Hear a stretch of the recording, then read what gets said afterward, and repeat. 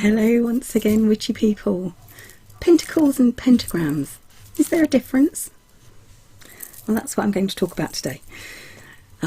Just from my own point of view, not anyone else's. So, for many people, many witches, there's not really a difference between a pentacle and a pentagram. It's an interchangeable word for the symbol that many of us wear. She says, looking for her. I've usually got one somewhere, and a tiny one there. Now that there would be thought of as a pentacle, not a pentagram. Now the word pentagram comes from, I think it's the ancient Greek, and it means 5 lines. So it is, if you remember it that way, pentagram, 5 lines. It is just the 5-pointed star shape. Once you enclose that within a circle, it becomes a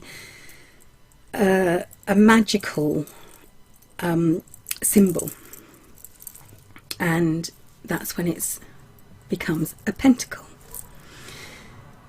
Now, to become a pentacle, historically, it didn't have to have 5 points. It could be a 6-pointed star, you know. So, and you know, any shape that was a magical symbol was a pentacle. So I think it meant magical disc, so it's something that's inscribed in a disc and is used as a magical symbol. So I think probably one of the most well-known ones would be perhaps Solomon's seal. Was historically thought of as a pentacle. Now the actual pentacle and pentagram are truly ancient symbols. They are ancient Judaic symbols. They have been said to represent the 5 wounds of Christ, so they are a Christian symbol. So it's, but like I said, if you sort of like go back to before even the Star of David, the 5-pointed star was an incredibly powerful symbol in Judaism, and it's been a very powerful magical symbol throughout history for many ancient peoples and new peoples, more modern day people, shall we say.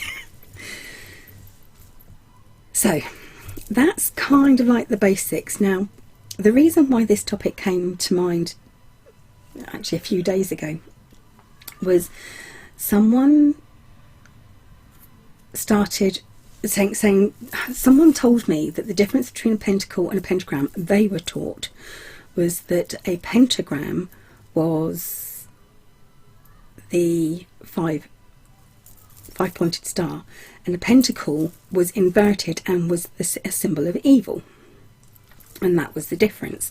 Now of course we all know where the inverted pentagram or pentacle representing evil or Satan comes from. It doesn't represent that for most witches. I'm not going to say all because I can't speak for all. So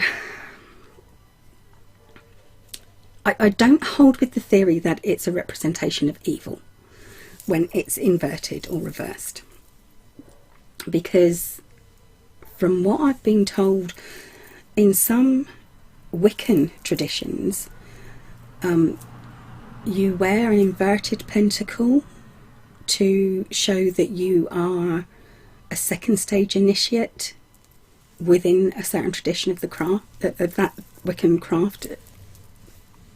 So much the same way that some Catholics will wear an inverted cross, not to represent evil but to represent kind of like a training. It's a pious, and represents piety. So the inverted pentacle can represent that you're sort of in training. You started your training and you're in training. So the pentacle or the pentagram itself, I'm going to talk about the pentacle, which is the 5, as it's most well known today, pentacle as a 5-pointed star surrounded by a circle. Now for each different tradition and for each different path, each point of the pentacle can represent a different element. but it's usually the topmost point, the uppermost upward pointing point, represents spirit, or the power of oneself. And the circle around the pentagram is what makes it a magical symbol, an amulet for magical workings, if you like, and that represents the whole of everything together, with the other 4 points representing fire, earth, air and water. However, for some traditions and some paths, the part of pentacle doesn't represent any energies or elements. It represents kind of magical energies, at 5 being a very magical number anyway.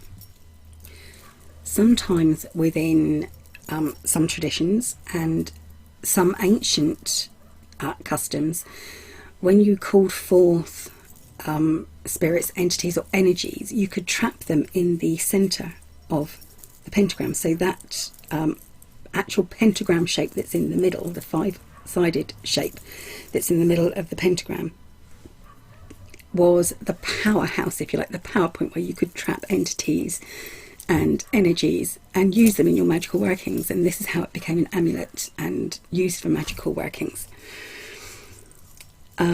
It's also used to focus energy and to send back evil and bad intent and negative energies, or to draw forward good intent and good energies. So, as I've said, for a lot of witches there isn't a difference between a pentacle and a pentagram. It's just, you know, for most witches it represents exactly the same thing, and that's the whole point, is we wear pentacles or pentagrams as a representation of who we are, because we choose to be seen as a witch, or we choose to wear it for protective reasons as an amulet.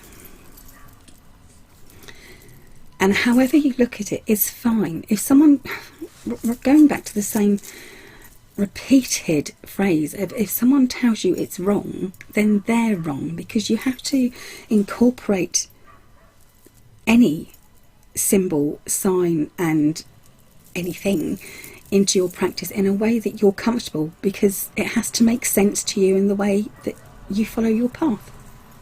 So there you go, pentacles and pentagrams. Pentacles and pentagrams, are they the same? For most people, yes. Historically, no, there is a difference, and for some traditions definitely there is a big difference. And you know, compare it historically. If you look up historically hexagrams and pentagrams, you'll see that pentacles were once called hexagrams because it's a magical symbol, and the hex has nothing to do with the number 6. It has to do with magical workings. Okay, pentacles, pentagrams. I hope you enjoyed that. Thank you for watching, witchy people. I'll be back very soon. Bye for now. Oh, crikey. It's hotter than Hecate's happy place in here. Oh. Right, where was I?